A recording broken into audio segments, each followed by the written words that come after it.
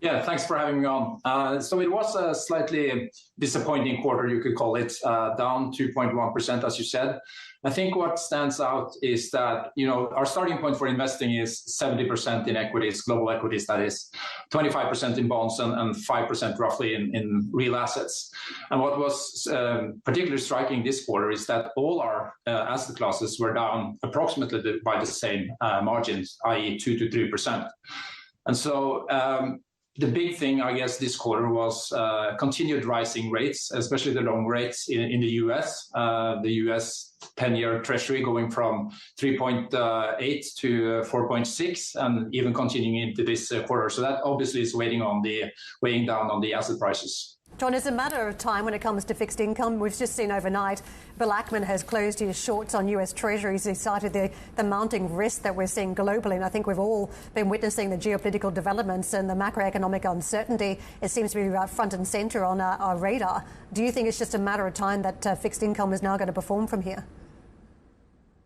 Well, it's hard to predict. I think you're pointing to what is for us the biggest concern. I mean, we're a global investor. We started the fund roughly 25 years ago, and so we kind of been used to, I guess, peace and prosperity, and that is certainly maybe changing now with more competition and less cooperation across the big regions.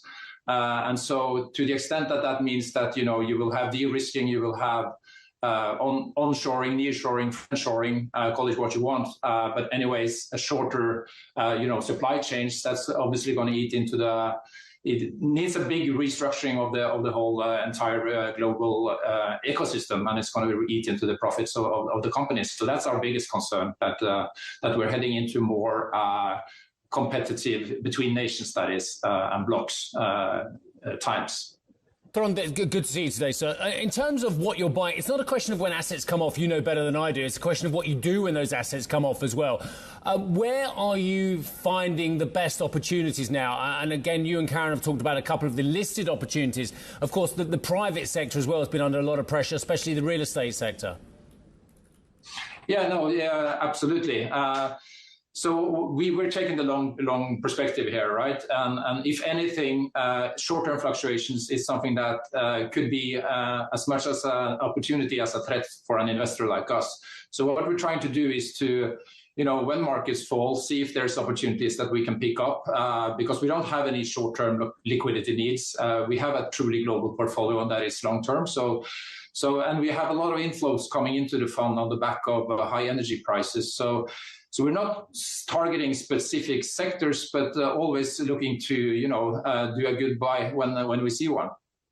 Goodbye when you see one. You love your UBS holding. You've been topping it up as well. Do you want to give us a little bit of an update on UBS or the broader sector? We've got a British bank today, Barclays. I don't know if you're a shareholder, I must be honest, under a vast amount of pressure, because despite the fact we were told that NIMs and net interest income would go through the roof on higher rates, actually, they're finding it very difficult.